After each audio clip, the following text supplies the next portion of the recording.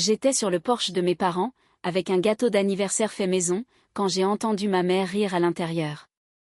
Puis elle a prononcé la phrase qui a changé ma vie pour toujours. Ne t'inquiète pas pour la dette. Ta sœur s'en occupera.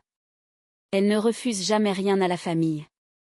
Mon frère les a remerciés, tout en discutant d'un prêt que je n'avais jamais accepté de rembourser. Je suis restée figée devant la porte, écoutant comment ils dépensaient mon argent, sans même me le demander. Je suis rentrée chez moi en silence.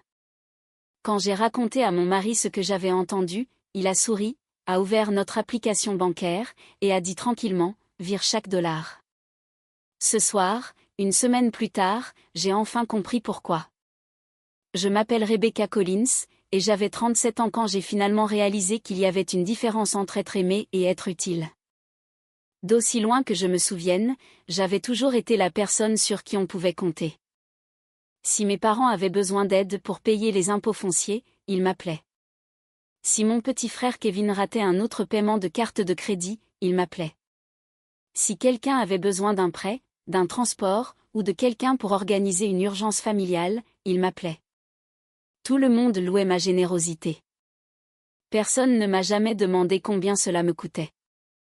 Je ne me suis jamais plainte. Je croyais honnêtement que c'était ce que les familles faisaient.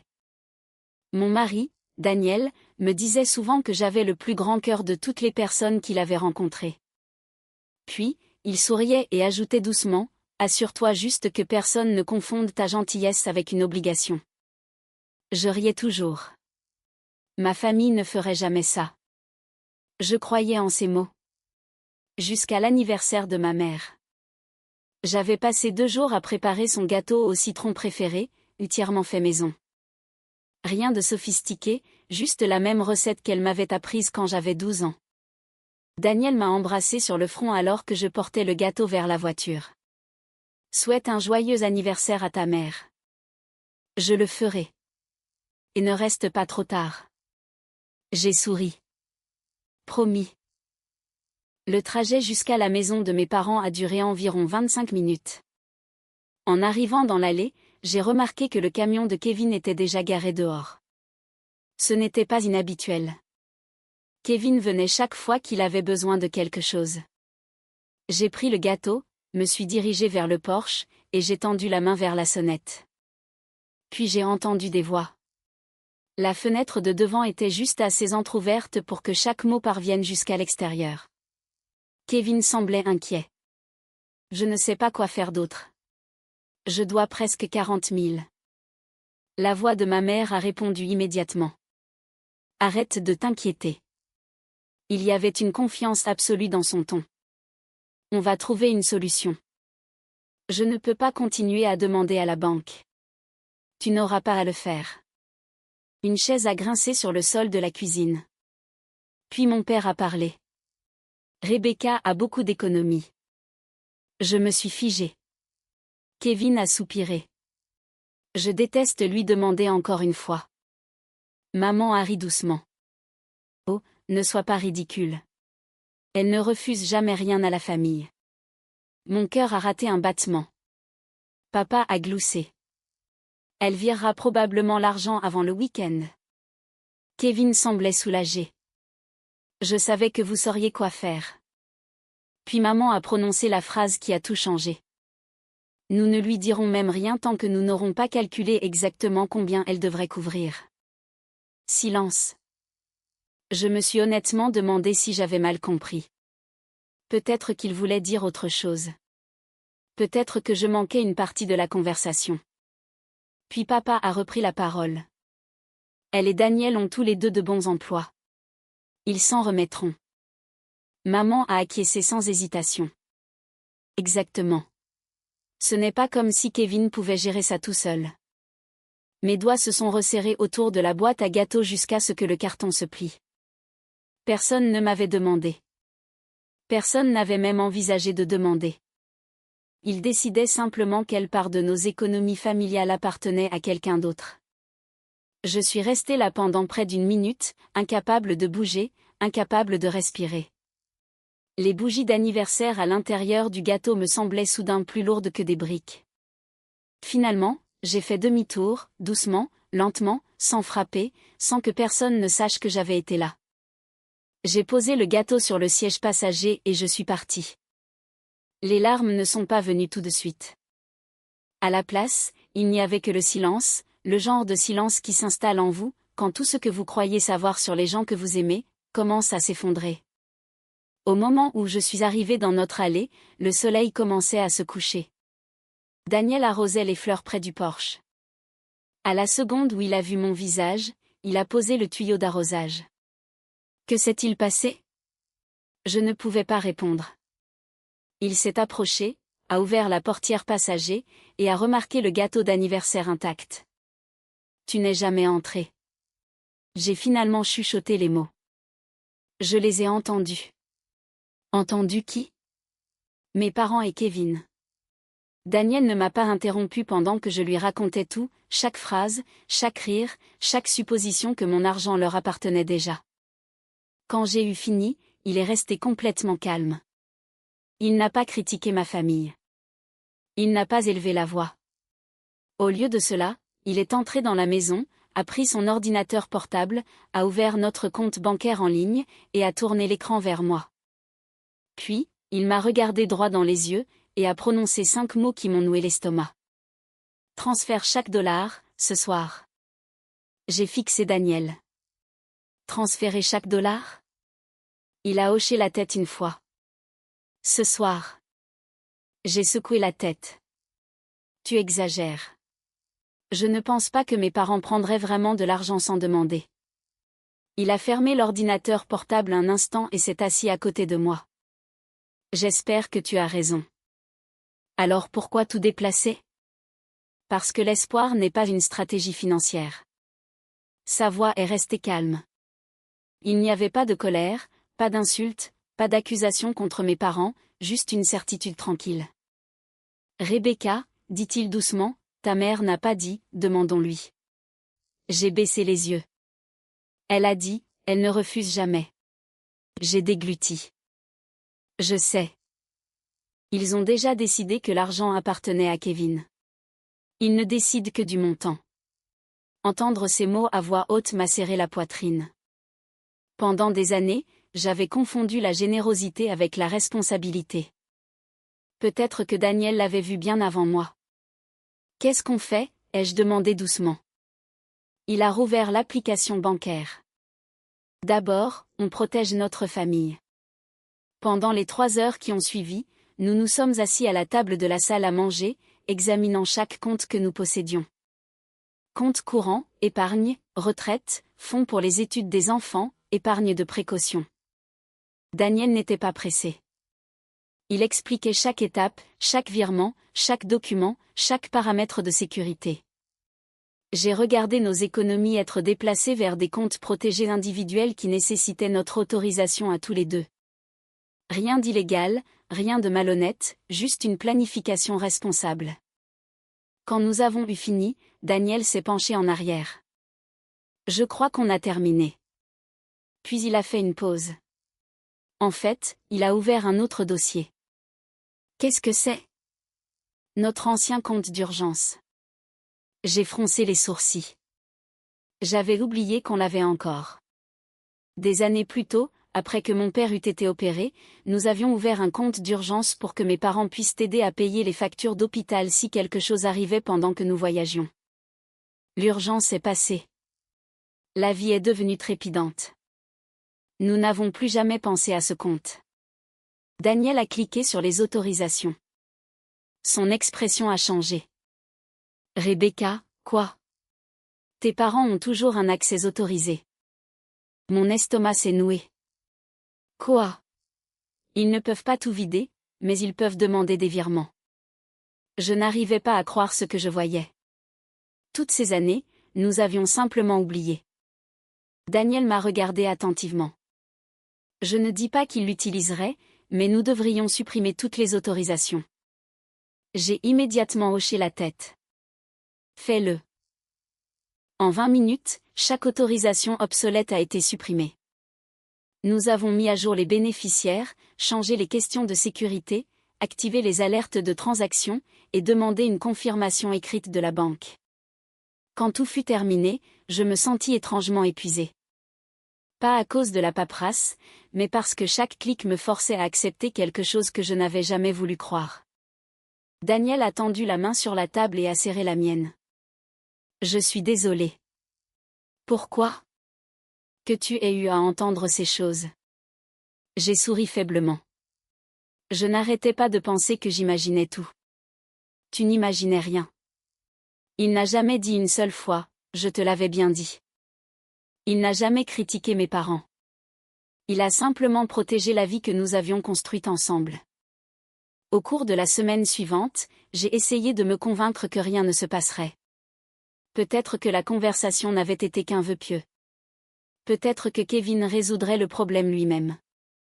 Peut-être que mes parents réaliseraient à quel point ils avaient été injustes. Puis mon téléphone a sonné. Maman, ai-je répondu. Salut, maman. Sa voix semblait inhabituellement joyeuse. Ma chérie, comment vas-tu? Je vais bien. Bien. Une brève pause a suivi. Puis elle a posé la question que j'attendais. Kevin traverse une période difficile. Je sais qu'il a besoin d'un peu d'aide financière. J'ai pris une lente inspiration. Je suis désolée qu'il ait des difficultés. Alors tu vas aider. Pour la première fois de ma vie, j'ai répondu différemment. Non. Silence. Comment ça, non? Je veux dire que Daniel et moi ne donnons d'argent à personne. Le ton de maman s'est durci. Rebecca, c'est la famille. Je sais. Kevin n'a nulle part où aller. Il a des options. Tu n'as jamais refusé avant. Je sais. Un autre long silence. Puis la voix de papa est apparue en arrière-plan. Qu'est-ce qu'elle a dit? Maman a répondu assez fort pour que nous l'entendions tous les deux. Elle refuse. Papa a pris le téléphone. Je t'ai mieux élevé que ça. Je t'aime, papa. Mais ma réponse est toujours non. Il a raccroché sans un mot de plus. Je suis restée assise, à regarder mon téléphone. Daniel m'a regardé, mais n'a rien dit. Il m'a simplement tendu une tasse de café. Le lendemain matin, alors que je me préparais pour le travail, mon téléphone a de nouveau sonné. Cette fois, ce n'étaient pas mes parents. C'était notre banque. Le représentant semblait professionnel. Madame Collins, nous vous appelons concernant une tentative de transaction sur votre ancien compte d'urgence. Mon cœur s'est arrêté. Tentative par qui? La représentante de la banque est restée professionnelle. Je suis désolée, Madame Collins. Pour des raisons de confidentialité, je ne peux pas divulguer l'identité de la personne par téléphone. Pouvez-vous me dire si elle était autorisée auparavant? Il y a eu une brève pause. D'après l'historique du compte, la personne avait précédemment une autorisation. Cependant, comme les permissions ont été supprimées la semaine dernière, la transaction a été automatiquement refusée. J'ai fermé les yeux. Daniel avait eu raison. Sur chaque mot. Est-ce que de l'argent a été pris? Non, madame. Tout est resté sécurisé. Un soulagement m'a envahi, suivi presque immédiatement par quelque chose de bien plus lourd. La tristesse. Pas à cause de l'argent, mais parce que quelqu'un en qui j'avais confiance avait réellement essayé. Après avoir raccroché, je me suis assise à la table de la cuisine, fixant mon café. Daniel est entré doucement. La banque? J'ai hoché la tête. Ils ont essayé. Il n'a pas demandé qui. Il le savait déjà. Au lieu de cela, il a posé une main doucement sur mon épaule. Je suis content que nous ayons agi à temps. Moi aussi. Mais une partie de moi avait encore besoin de réponses, pas de suppositions, pas d'hypothèses. La vérité.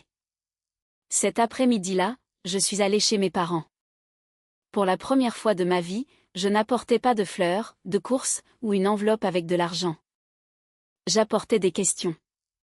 Papa a ouvert la porte. Il avait l'air surpris. Rebecca. On peut parler? Il s'est écarté sans dire un mot. Maman et Kevin étaient déjà assis dans le salon. À la seconde où Kevin m'a vu, son sourire a disparu.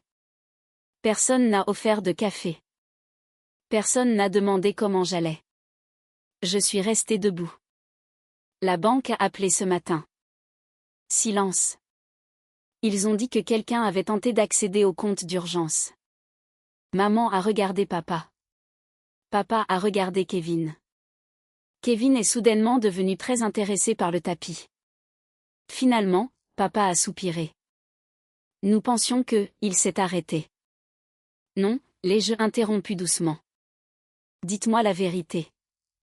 Maman a joint ses mains. Nous pensions que le compte était toujours disponible.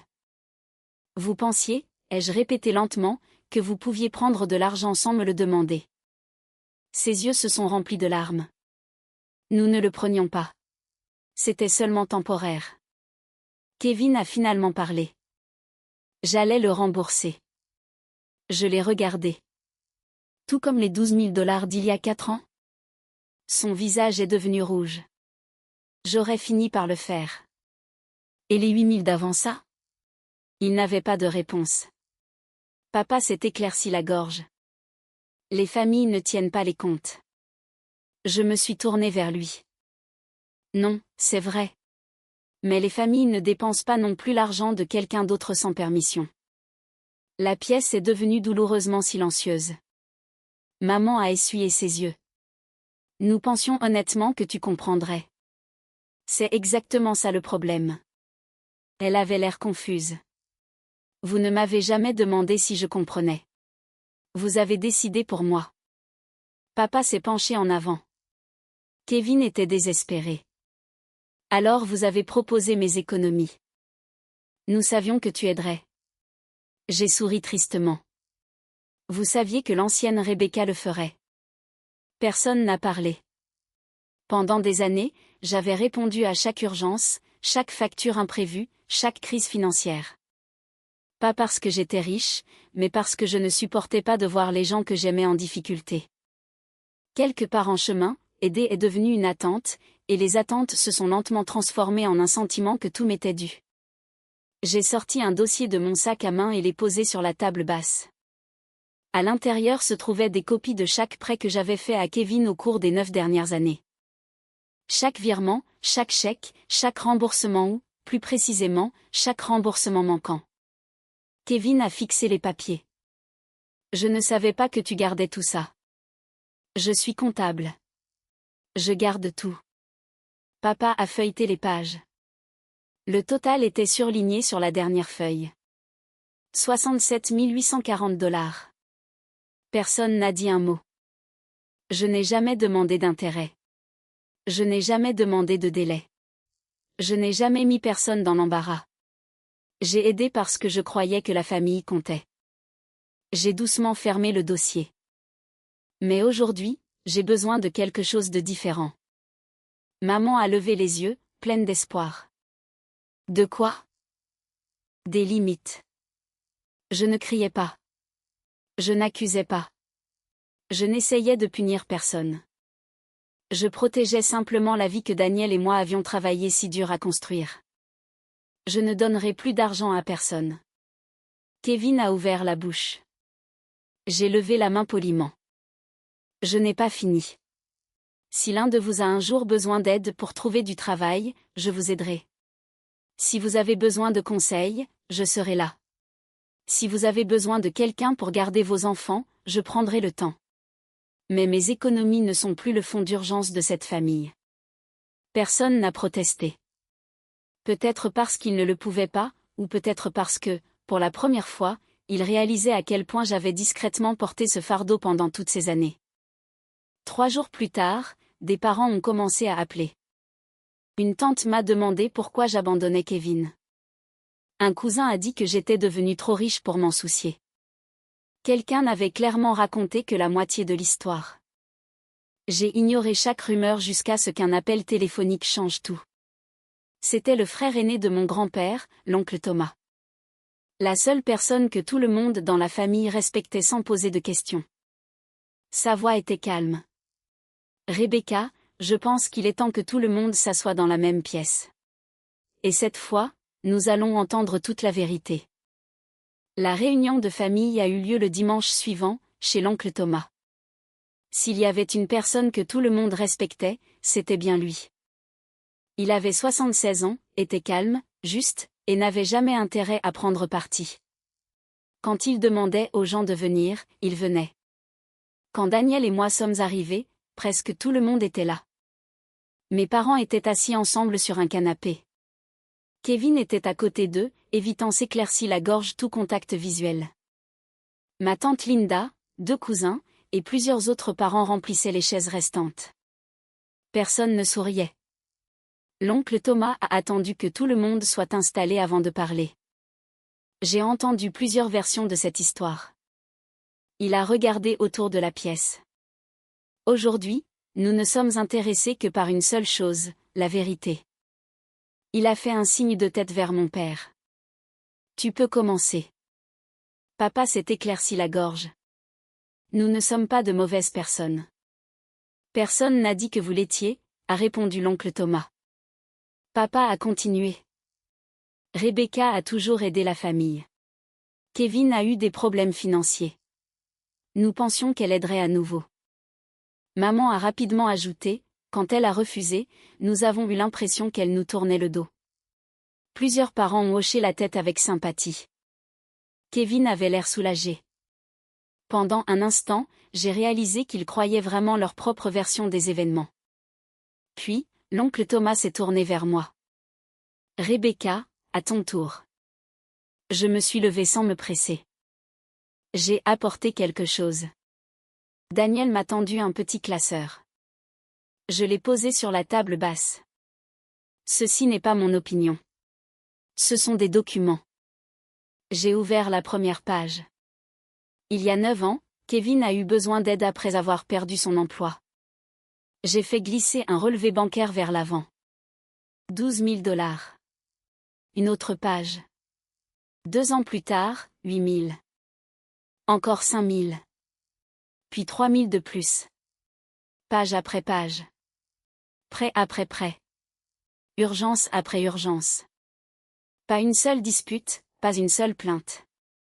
Seulement des virements silencieux, faits parce que je croyais qu'aider la famille était important. La pièce est devenue sensiblement plus silencieuse. J'ai tourné une autre page. Cette colonne montre les remboursements. La plupart des espaces étaient vides. Seuls quelques petits montants apparaissaient au fil des ans. J'ai regardé Kevin. Le solde impayé aujourd'hui est de 67 840 $. Kevin a baissé la tête. Je ne tenais pas les comptes. Je tenais des registres. Papa a lentement feuilleté le classeur. Ses mains tremblaient.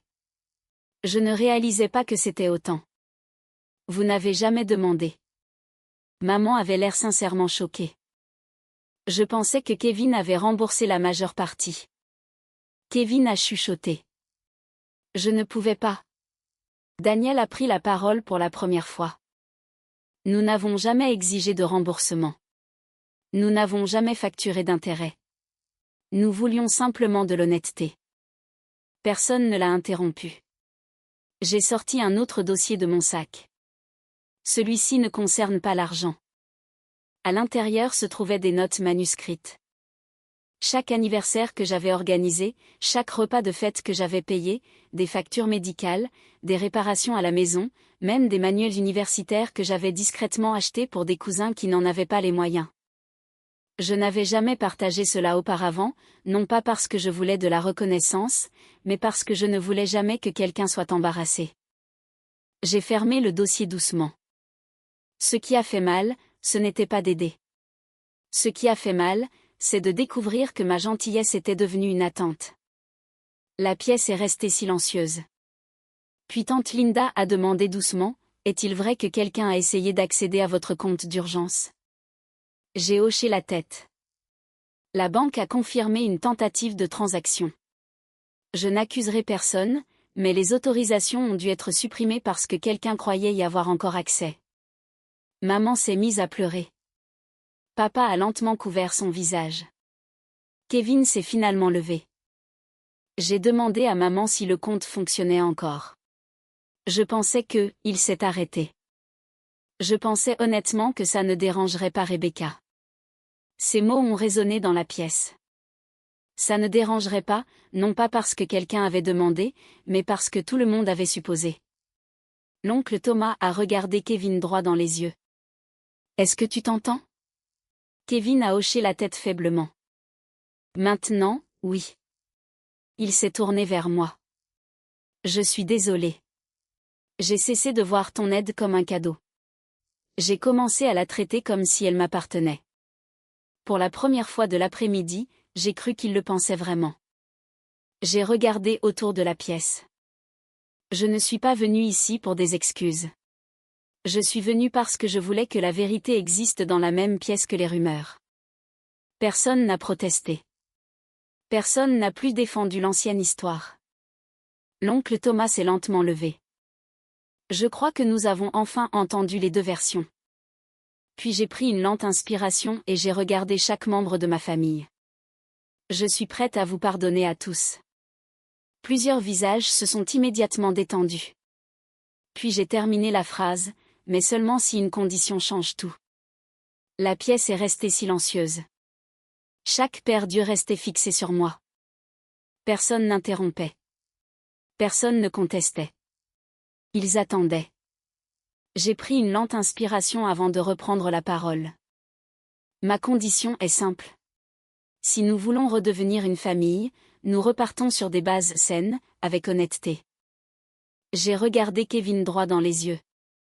Si jamais tu me demandes à nouveau une aide financière, la réponse ne sera pas automatiquement oui. Il a hoché la tête doucement. Je comprends. Si je choisis d'aider, ce sera parce que Daniel et moi déciderons tous les deux que c'est la bonne chose à faire. Pas de suppositions, pas de promesses faites en mon nom. Pas de conversation sur mon argent, à moins que je ne sois assise dans la pièce. Je me suis tournée vers mes parents. Et personne ne proposera plus jamais mes économies à quelqu'un d'autre. Papa s'est lentement levé. Tu as ma parole. Sa voix s'est brisée. J'aurais dû te protéger au lieu de dépendre de toi. Pendant un instant, aucun de nous n'a parlé. Puis il s'est approché et m'a serré dans ses bras. Ce n'était pas l'étreinte confiante dont je me souvenais de mon enfance.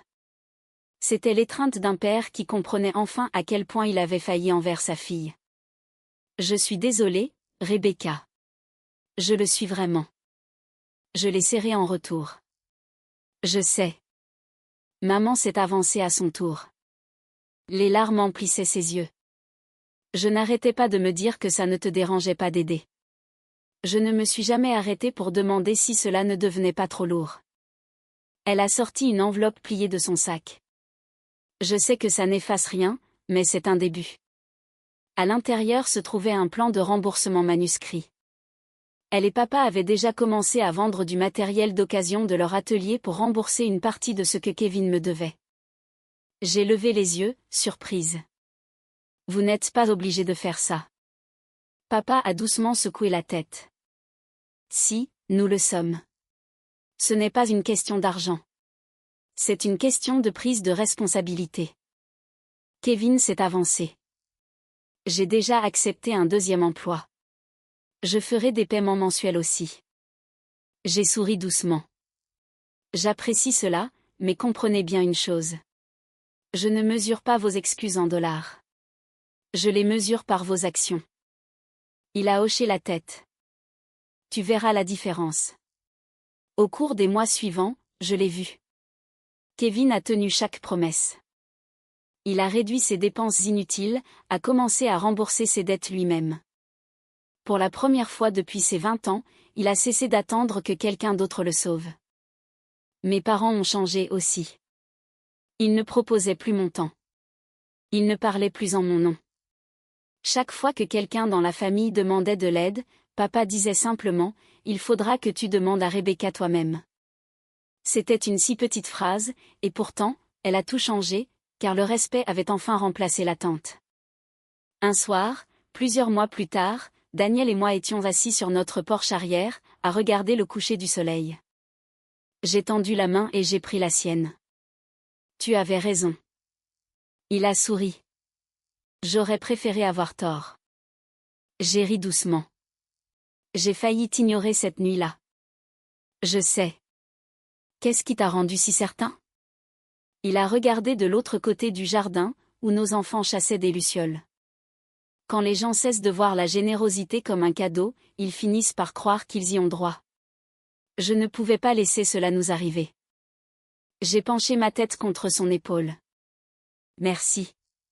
Tu n'as pas seulement protégé nos économies. Tu as protégé ma capacité à continuer d'aimer ma famille sans me perdre moi-même. Il a serré ma main. Tu as toujours eu un cœur généreux. Je voulais juste m'assurer que personne ne le confonde avec un compte en banque ouvert.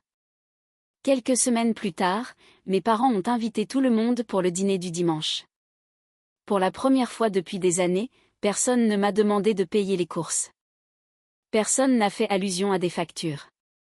Personne n'a plaisanté sur le fait d'emprunter de l'argent. À la place, nous avons ri, partagé des histoires, joué aux cartes après le dessert. La soirée semblait plus légère que n'importe quelle réunion de famille dont je pouvais me souvenir. Non pas parce que tous les problèmes avaient disparu, mais parce que les attentes, elles, avaient disparu. Alors que Daniel et moi rentrions à la maison, j'ai regardé par la fenêtre et j'ai souri. Pendant des années, j'ai cru qu'aimer ma famille signifiait dire oui à tout ce qu'ils demandaient. Maintenant, je comprenais quelque chose de bien plus important. Le véritable amour n'exige pas de sacrifices silencieux. Il exige de l'honnêteté, du respect, et des limites qui protègent toutes les personnes impliquées. Parfois, le mot le plus fort que vous puissiez dire aux gens que vous aimez n'est pas « oui ». Parfois, c'est un « non », calme et respectueux. Parce que les familles les plus saines ne sont pas bâties sur une seule personne portant les fardeaux de tous les autres. Elles sont bâties sur des gens qui tiennent assez les uns aux autres pour se soutenir, sans s'écraser mutuellement.